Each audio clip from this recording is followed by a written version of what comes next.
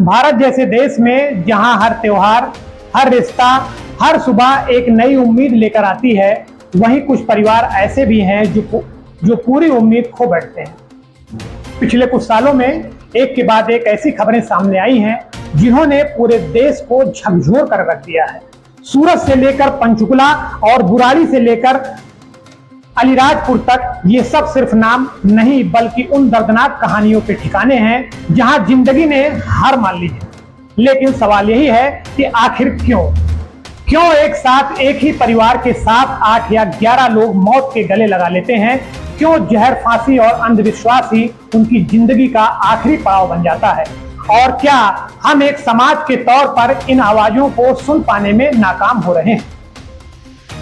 नमस्कार, आप देख रहे हैं निगाहें इंडिया न्यूज। मैं हूं नितिन द्विवेदी।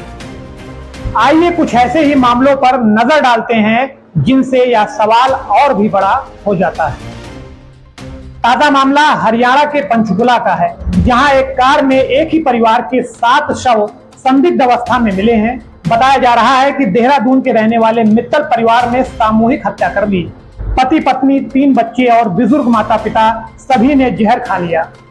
पुलिस को जो सुसाइड नोट मिला है उसमें लिखा था कि उनकी आर्थिक तंगी से बेहद परेशान थे, कर्ज बढ़ता जा रहा था और जीवन की चुनौतियां इतनी बड़ी हो चुकी थी कि उन्हें रास्ता ही नहीं दिखा।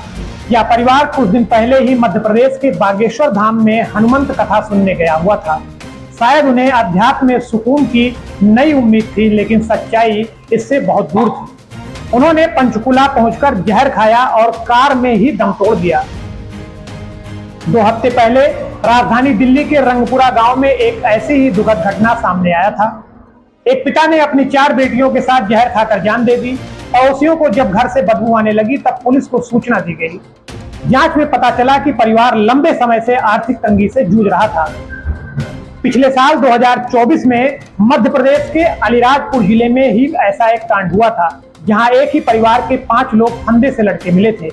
इनमें पति पत्नी के अलावा बच्चों के शव थे। घटना की सूचना मिलते ही पुलिस और एफएसएल की टीम मौके पर पहुंची थी। मृतकों की पहचान राकेश, उनकी पत्नी ललिता, पुत्री लक्ष्मी और अक्षय और प्रकाश के रूप में हुई थी।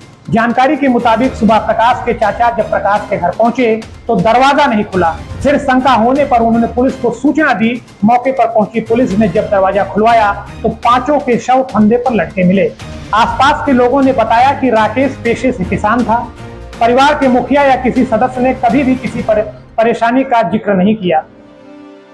फिलहाल पुलिस हत्या और आत्महत्या एंगल पर जांच कर रही है। आसपास के रहने वाले लोगों के बयान लिए जा रहे हैं। वहीं स्थानीय भाजपा नेता ने हत्या का आरोप लगाया। इस घटना की वजह अब तक पूरी तरह से सामने नहीं आई, लेकिन शक वही पुराना है, कर्ज, निराशा और तंगहाली। तो वहीं 2023 में एक मामला आपको बताते हैं जो सूरत से एक दिल दहला देने वाली खबर सामने आई। एक ही परिवार के 7 लोगों ने आत्महत्या कर लिया था। सुसाइड नोट से पता चला कि परिवार के मुखिया ने पहले अपने परिवार को जहर दिया, फिर खुद फांसी लगा ली। यह मामला भी आर्थिक संकट से जुटा था। छोटे छोटे बच्चों की जिंदगी खत्म हो गई, सिर्फ इसलिए कि उनके माता पिता को कोई रास्ता नजर नहीं आया। दिल्ली के बुराड़ी इलाके का मामला तो आपको पता ही होगा, जो शायद ही कोई भूल न पाया हो। साल 2018 में एक ही परिवार के 11 सदस्यों ने आत्महत्या कर ली थी और जिसे पूरी दुनिया ने देखा था।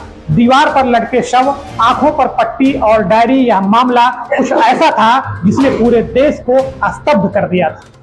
जांच में सामने आया कि परिवार के एक ही सदस्य की मानसिक स्थिति ठीक नहीं थी। वह खुद को किसी दिव्य शक्ति से जुड़ा मानने लगा था और बाकी पर भी उसका असर हो गया। तंत्र मंत्र और अंधविश्वास की गिरफ्त में पूरा परिवार इस हद तक फंस गया कि उन्होंने अपनी जान देने को ही मोक्ष समझ लिया। ये सिर्फ मैं आपको आंकड़े नहीं बता रहा हूं, ना ये कोई कहानियां है। ये ऐसी घटना सिर्फ एक खबर बनकर न रह जाए, इसलिए इन्हें हमें समझना होगा कि हर आंकड़े के पीछे एक परिवार, एक कहानी, एक बहुत सारी टूटी हुई जिंदगी, उम्मीदें होती हैं।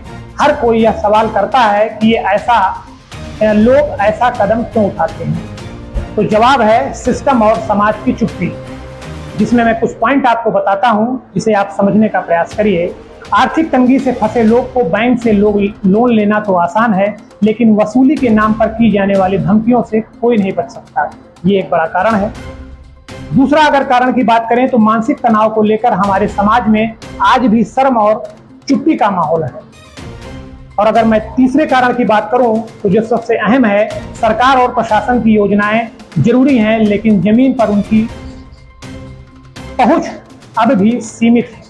मतलब जमीनी हकीकत पर जो आम लोगों को कुछ उनकी योजनाएं पहुंचनी चाहिए वो नहीं पहुंच पा रही हैं। और शायद सबसे बड़ा कारण ये है कि इन परिवारों के पास ऐसा कोई नहीं होता जिनसे वे खुलकर अपनी बात कह सकें। बहुत बार लोगों को लगता है कि कोई नहीं समझेगा, कोई नहीं सुनेगा, लेकिन सच्चाई ये है मदद मुमकिन है। भारत सरकार और कई ऐसी एनजीओ मानसिक स्वास्थ्य को लेकर हेल्पलाइन चला रहे हैं। आप या आपके जानने वाले अगर इस तनाव में हैं तो आप इनसे संपर्क कर सकते हैं। हम आपको ये नंबर जरूर बताएंगे। ये नंबर है सामाजिक न्याय मंत्रालय की हेल्पलाइन का नंबर, जो मैं आपको बता रहा हूं। इसे आप नोट भी कर सकते हैं। 1800-599-0019। एक बार नंबर मैं फिर से दोहराता हूं, 1800-599-0019।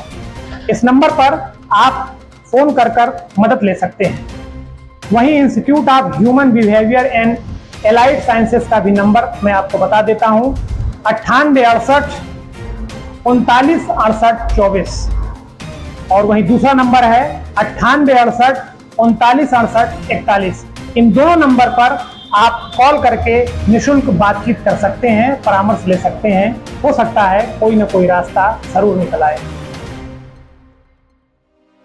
तो वहीं हम आपको इस बारे में और भी कुछ नंबर दे देते हैं जिससे आपकी मदद हो सके।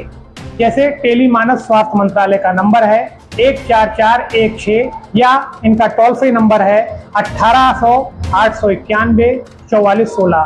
तो वहीं पीक माइंड जैसी एक संस्था का नंबर है 080-456-87786।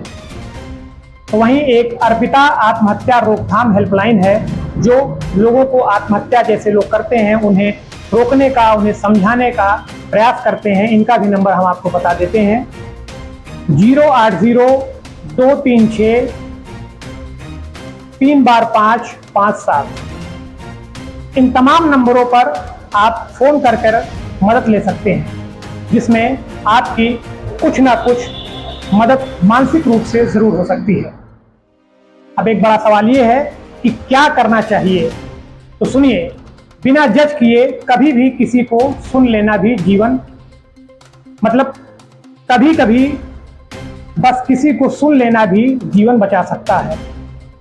हेल्पलाइन नंबर अपने पास रखें, जरूरतमंदों को बताएं। स्कूलों और कॉलेजों में मानसिक स्वास्थ्य को लेकर सेशन हो, सामाजिक सुरक्षा योजनाएं ज्यादा प्रभावी ढंग से लागू हों, जागरूकता फैलाएं कि थेरेपी और काउंसलिंग कमजोरी नहीं बल्कि समझदारी है। हर ऐसी घटना के बाद हम सिर्फ अफसोस ही करते रह जाते हैं, काश किसी ने बात की होती, काश किसी ने ये कर दिया होता, काश कोई हमारी मदद कर देता, काश उन्होंने रास्ता दिखा दिया होता। ये तमाम बातें व्यक्ति के ना रहने पर होती हैं, लेकिन समय रहते अगर कोई चेत ले, ऐसी सावधानियां अपनाए तो हो सकता है किसी की जान बच सकती है। अब ये सब बातें पीछे छूट जाती हैं, लेकिन हमें यही काश अब में बदलना होगा। पंचकुला, बुराड़ी, सूरत, अलीराजपुर, इन जगहों के नाम फिर कभी ना दोहराए जाएं। इसलिए जरूरी है कि हम चुप ना रहें, क्योंकि अगर हम आज नहीं बोले तो कल कोई और हमेशा के लिए चुप हो जाएगा।